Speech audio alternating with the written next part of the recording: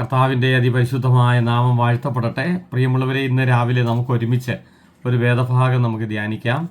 വിശുദ്ധ യോഹന്നാൻ എഴുതിയ സുവിശേഷം 6-ാം അധ്യായം അതിൻ്റെ 68-ാമത്തെ തിരുവചനം. അവിടെ നമ്മൾ ഇങ്ങനെയാണ് വായിക്കുന്നത്: ശീമോൻ പത്രോസ് അവനോട്, കർത്താവേ, ഞങ്ങൾ ആരുടെ അടുക്കൽ പോകും? നിത്യജീവൻ്റെ വചനങ്ങൾ നിന്റെ പക്കലുണ്ട്. പ്രിയമുള്ളവരെ, ശീമോൻ പത്രോസ് യേശു കർത്താവിനോട് പറയുന്ന ഒരു കാര്യമാണ് നമ്മൾ ഇന്നിവിടെ വായിച്ചു കേട്ടത്. കർത്താവിനോട് പറയുക, കർത്താവേ, ഞങ്ങൾ എവിടെ പോകാനാ? യേശു കർത്താവ് ചോദിച്ചു, നിങ്ങൾക്കും പോകാൻ മനസ്സില്ലേ? ബാക്കി എല്ലാവരും പോയല്ലോ, നിങ്ങൾ എന്നെ പോകാത്തെ എന്ന് ചോദിച്ചപ്പോൾ യേശു കർത്താവിനെ വിട്ടു പോകാൻ താല്പര്യമില്ലാത്ത ശീമോൻ പത്രോസ് പറയുക, കർത്താവെ, ഞങ്ങൾ എവിടെയാണ് പോകുന്നത്?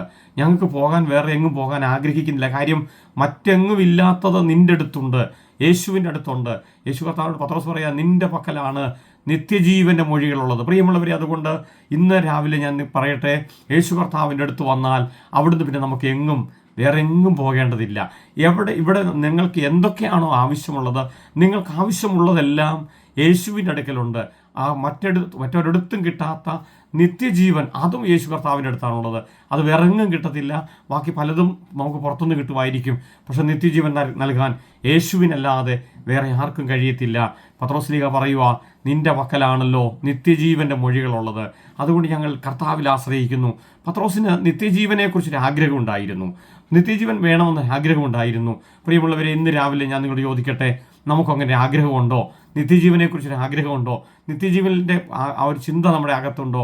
ഇല്ലെങ്കിൽ ഇന്ന് രാവിലെ നമ്മുടെ അകത്ത് ആ ചിന്ത വരട്ടെ. നമുക്കും നിത്യജീവൻ വേണ്ടി ആഗ്രഹിക്കാം, നിത്യജീവൻ പ്രാപിക്കാൻ ആഗ്രഹിക്കാം.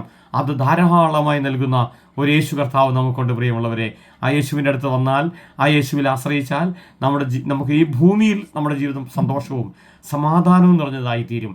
ഇന്ന് രാവിലെ ഞാൻ നിങ്ങൾക്ക് പറയാം, നിങ്ങൾ പ്രതിസന്ധിയിലൂടെയാണ് പോകുന്നതെങ്കിൽ, നിങ്ങൾ വിഷമത്തിലൂടെയാണ് പോകുന്നതെങ്കിൽ, നിങ്ങൾക്ക് സമാധാനം തരാൻ, നിങ്ങൾക്ക് സന്തോഷം തരാൻ, നിങ്ങളുടെ ആവശ്യത്തിൽ ഇടപെടാൻ യേശു കർത്താവിന് കഴിയും. യേശു കർത്താവ് ഈ ഭൂമിയിൽ മാത്രമല്ല, യേശു കർത്താവ് നമ്മുടെ നിത്യജീവൻ്റെ കാര്യം കൂടെ നോക്കാൻ യേശു കർത്താവിന് കഴിയുന്നത് കൊണ്ട് നമ്മുടെ മുഴുവൻ കാര്യങ്ങളും, ഈ ലോകത്തിലെയും വരാനുള്ള ലോകത്തിലെയും എല്ലാ കാര്യങ്ങളും നന്നായി നടത്തുന്ന ഒരു നല്ല യേശു ഉള്ളത് കൊണ്ട് നമുക്ക് ആ യേശുവിൽ ആശ്രയിക്കാം. യേശുവിൽ മാത്രം നമുക്ക് ആശ്രയിക്കാം. യേശു മാത്രം രക്ഷകനാണ്, യേശു മാത്രം ദൈവമാണ്, യേശു മാത്രം നമ്മുടെ കർത്താവാണ്. ആ കർത്താവിൽ നമുക്ക് ആശ്രയിക്കാം. യേശു കർത്താവ് നമ്മളെല്ലാവരും അനുഗ്രഹിക്കട്ടെ. കണ്ണുകൾ അടയ്ക്കാം, നമുക്ക് പ്രാർത്ഥിക്കാം. ഞങ്ങളുടെ പ്രിയ പിതാവേ, ഈ നല്ല രാവിലെ സമയത്തിനായി ഞങ്ങൾ നന്ദി പറയുന്നു.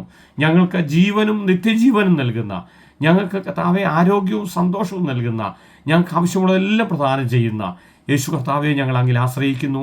ഈ പകലും ഞങ്ങൾക്ക് ജീവിക്കാൻ എല്ലാ നന്മകളും അനുഗ്രഹങ്ങളും ഒക്കെ തന്ന് ഞങ്ങളെ നടത്തുകയും നിത്യജീവൻ്റെ പ്രത്യാശയിൽ ജീവിക്കാൻ സഹായിക്കുകയും ചെയ്യണമെന്ന് ഞങ്ങൾ അങ്ങോട്ട് പ്രാർത്ഥിക്കുന്നു. യേശു കർത്താവ് അങ്ങനെ ചെയ്യുന്നതുകൊണ്ട് ഞങ്ങൾ നന്ദി പറയുന്നു. യേശുവിൻ്റെ നാമത്തിൽ തന്നെ ആമേൻ. പ്രിയമുള്ളവരെ, ഇന്ന് പകലും കർത്താവ് നമ്മളെ സമർത്ഥമായി അനുഗ്രഹിക്കട്ടെ.